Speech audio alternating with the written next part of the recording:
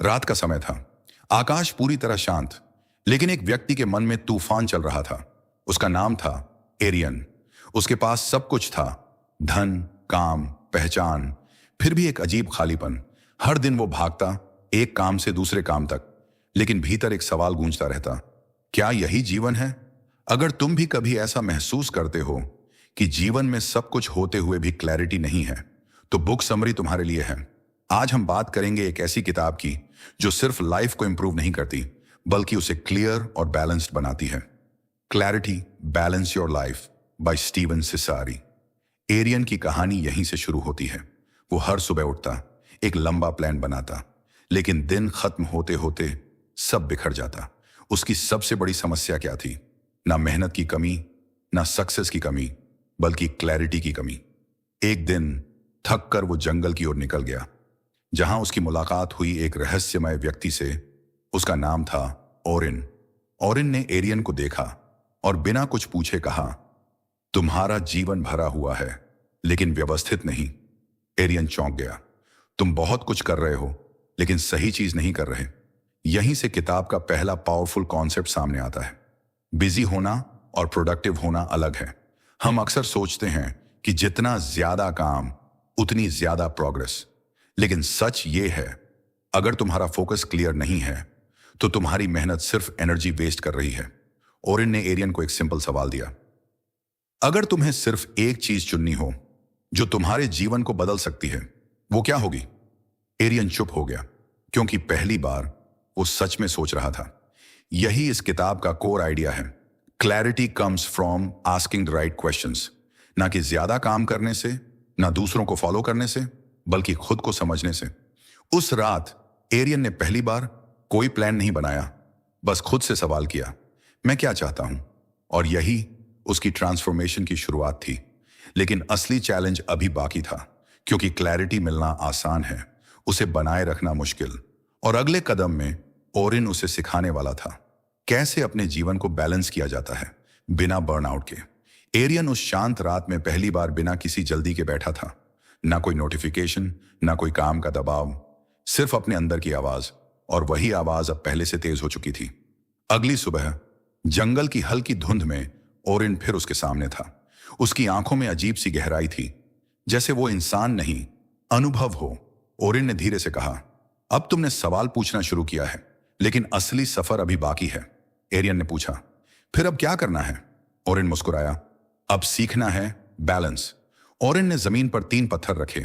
एक पर लिखा था माइंड, दूसरे पर वर्क, तीसरे पर लाइफ, और कहा, अगर इनमें से एक भी भारी हो गया तो पूरा ढांचा गिर जाएगा। एरियन ने पहली बार समझा, उसकी प्रॉब्लम काम की नहीं थी, उसकी प्रॉब्लम इम्बैलेंस थी। वो या तो पूरी तरह काम में डूब जाता, या फिर थक कर सब छोड़ देता। कोई मिडिल पाथ नहीं था। ओरिन ने एक सिंपल रूल बताया, daily direction matters more than daily effort. Arian चौंका, मतलब कम मेहनत? उसने पूछा। नहीं, ओरिन बोला, मतलब सही दिशा में मेहनत। फिर ओरिन ने उसे एक अभ्यास दिया, हर दिन सिर्फ 3 सवाल लिखो। 1, आज सबसे जरूरी क्या है? 2, क्या यह मेरे लॉन्ग टर्म गोल के लिए है? 3, क्या मैं इसे बिना स्ट्रेस के कर सकता हूं? पहली बार एरियन ने अपने दिन को स्ट्रक्चर नहीं, बल्कि क्लैरिटी से देखना शुरू किया। और अजीब बात यह हुई, उसका दिमाग धीरे धीरे शांत होने लगा। लेकिन असली चुनौती बाहर नहीं थी, अंदर थी। क्योंकि जब एरियन वापस अपनी पुरानी दुनिया में गया तो केओस वही था। काम, प्रेशर, लोगों की एक्सपेक्टेशंस, सब पहले जैसा। लेकिन अब फर्क यह था, वो पहले जैसा नहीं था। अब वो हर चीज को रिस्पॉन्ड नहीं करता था, वो चूज करता था। हर डिसीजन से पहले रुकता था, सोचता था, क्या ये मेरे बैलेंस को तोड़ रहा है? और यहीं से उसके जीवन में एक नया बदलाव शुरू हुआ। धीरे धीरे उसे समझ आने लगा कि क्लैरिटी कोई एक बार मिलने वाली चीज नहीं, ये रोज बनाया जाने वाला डिसिप्लिन है। लेकिन ओरिन ने उसे एक आखिरी चेतावनी दी थी, अगर तुमने क्लैरिटी को कंट्रोल नहीं किया तो दुनिया तुम्हारी अटेंशन को कंट्रोल कर लेगी। और यहीं से एरियन की सबसे बड़ी परीक्षा शुरू होने वाली थी, जहां उसे अपने माइंड को नॉइज से बचाना था और फोकस को शार्पन करना था। शहर की भीड़ अब पहले से ज्यादा शोर कर रही थी। हर तरफ दौड़, हर तरफ जल्दी, हर किसी के हाथ में अधूरा सपना। लेकिन एरियन अब पहले जैसा नहीं था। उसके भीतर एक अजीब सी शांति थी, जैसे तूफान के बीच भी कोई स्थिर दीपक जल रहा हो। एक सुबह जब वो अपने काम की तरफ जा रहा था तो अचानक उसके फोन पर लगातार मैसेजेस आने लगे। नई जिम्मेदारियां, नए डिमांड्स, नए प्रेशर। पुरानी आदत के हिसाब से वो तुरंत सब पकड़ लेता, लेकिन इस बार वो रुका। उसने गहरी सांस ली और ओरिन की आवाज याद की। अगर तुम हर आवाज को सुनोगे तो अपनी आवाज खो दोगे। एरियन ने पहली बार अपने फोन को कुछ समय के लिए साइलेंट किया और अपने दिन को सिर्फ एक दिशा दी। लेकिन जैसे ही उसने डिस्ट्रैक्शंस को हटाना शुरू किया, उसे असली संघर्ष महसूस हुआ। दिमाग बार बार भाग रहा था, पुरानी हैबिट्स उसे खींच रही थी। एक बार और चेक कर लो, थोड़ा और स्क्रॉल कर लो। यही वो जगह थी जहां असली बैटल शुरू होती है। एरियन को समझ आया कि क्लैरिटी सिर्फ सोचने से नहीं आती, बल्कि हर दिन के छोटे डिसीजन से बनती है। ओरिन ने उसे एक और बात सिखाई थी, तुम्हारा जीवन वही बनता है जिस पर तुम बार बार ध्यान देते हो। अब एरियन ने अपने दिन में एक बदलाव किया। वो सुबह उठते ही सबसे पहले फोन नहीं देखता था, वो खुद को चेक करता था, आज मेरा फोकस किस पर है। धीरे धीरे उसके काम की क्वालिटी बदलने लगी, उसका स्ट्रेस कम होने लगा और सबसे बड़ी बात, उसका माइंड हल्का होने लगा। लेकिन अभी भी एक हिडन प्रॉब्लम बाकी थी, क्योंकि क्लैरिटी सिर्फ बाहरी चीज नहीं थी, ये अंदर की आइडेंटिटी से जुड़ी थी। एक दिन एरियन अकेला बैठा था और उसने खुद से एक गहरा सवाल पूछा, मैं वास्तव में कौन हूं जो ये सब कर रहा है। और उसी पल उसे एहसास हुआ, वो सिर्फ काम नहीं कर रहा था, वो दूसरों की एक्सपेक्टेशंस को जी रहा था। यहीं से एक नया शिफ्ट शुरू हुआ।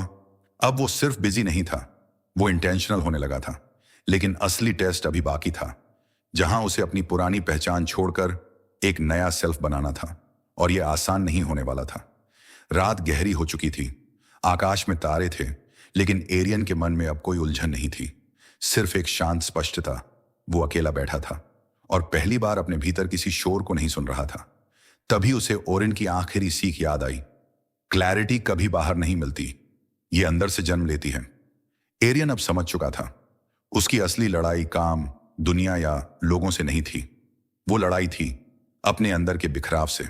अब उसने एक नया तरीका अपनाया। हर दिन सुबह वो खुद से एक बात तय करता, आज मैं क्या नहीं करूंगा। ये सवाल उसकी लाइफ बदल रहा था, क्योंकि अब वो सिर्फ काम जोड़ नहीं रहा था, वो अननेसेसरी चीजें हटाने लगा था। धीरे धीरे उसका जीवन साफ होने लगा, जैसे धुंध के बाद पहाड़ साफ दिखने लगते हैं। अब उसका फोकस शार्प था, उसका माइंड शांत था और उसका हर एक्शन इंटेंशनल था। लेकिन असली बदलाव एक दिन आया जब उसके सामने वही पुराना केओस फिर से आया। नई जिम्मेदारियां, नए दबाव, वही तेज दुनिया। इस बार भी वही सब था, लेकिन अब एरियन अलग था। उसने बिना घबराए एक डिसीजन लिया। उसने सिर्फ वही चुना जो उसके बैलेंस को सपोर्ट करता था, बाकी सब उसने छोड़ दिया। और यही वो मोमेंट था जहां उसे समझ आया, क्लैरिटी कोई डेस्टिनेशन नहीं, एक डेली चॉइस है। ओरिन की आखिरी बात उसके मन में गूंज रही थी, जिस दिन तुम अपनी अटेंशन को कंट्रोल कर लोगे, उस दिन तुम्हारी लाइफ कंट्रोल में आ जाएगी। एरियन अब दौड़ नहीं रहा था, वो चल रहा था, समझ के साथ, दिशा के साथ और शांति के साथ। उसकी लाइफ अब परफेक्ट नहीं थी, लेकिन बैलेंस थी, और शायद यही असली सक्सेस थी। अंधेरी रात अब खत्म हो रही थी और नए सूरज की रोशनी धीरे धीरे फैल रही थी, एरियन के भीतर भी और उसके जीवन में भी। अगर इस समरी ने तुम्हारे अंदर भी क्लैरिटी की एक हल्की सी रोशनी जगा दी है, तो इसे यहीं मत छोड़ो। ऐसी ही पावरफुल बुक समरीज और लाइफ चेंजिंग आइडियाज के लिए अभी जुड़ जाओ एडन केयर के साथ, क्योंकि यहां हर वीडियो सिर्फ कहानी नहीं, तुम्हारे सोचने का तरीका बदलने की एक कोशिश है। सब्सक्राइब कर लो और अपने माइंड को हर दिन थोड़ा और क्लियर बनाते चलो।